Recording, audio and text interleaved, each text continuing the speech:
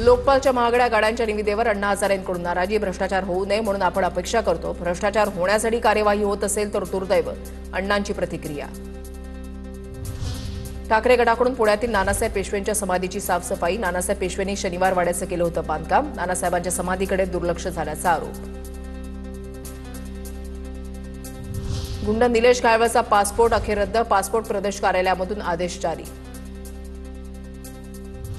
धुळ्याच्या शिरपूरमधील भेसळयुक्त दुधाचा व्हिडिओ व्हायरल. दूध उकळल्यावर रबरासारखं झाल्याचं व्हिडिओतून उघड. संबंधित दूध विक्रेत्यावर कारवाई करण्याची नागरिकांची मागणी. दिल्लीच्या ताज हॉटेलमध्ये मांडी घालून जेवायला बसल्यानं वाद. कोल्हापुरी चप्पल घालून आल्यानं अपमान केल्याचा तरुणीचा आरोप. एका कंपनीच्या संस्थापक तरुणीकडून व्हिडिओ शेअर. बीडच्या केस तालुक्यामधल्या तुकोबाराय पावनधाम संस्थानामध्ये दीपोत्सव साजरा. 25,000 दिव्यांनी उजळला आसमंत. ज्ञानमय प्रकाशानं जीवन तेजोमय व्हावं. पावनधाम संस्थानकडून दीपावलीच्या निमित्तानं संदेश.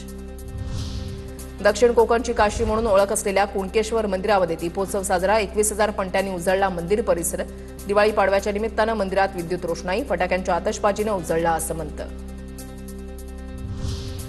मालेगावचा भुईकोट दुर्ग उजळला दिव्यांच्या प्रकाशानं. एक पणती अमर जवानांसाठी उपक्रम साजरा.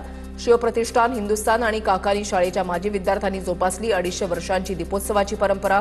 शेकडो मशाली, एलईडी यांच्या विद्युत रोषणाईनं उजळून निघाला भुईकोट दुर्ग परिसर.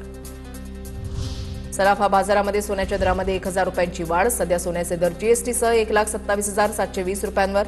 चांदीच्या दरामध्ये कुठलीही वाढ झाली नसून चांदी जीएसटीसह प्रति किलो 1,62,740 रुपयांवर.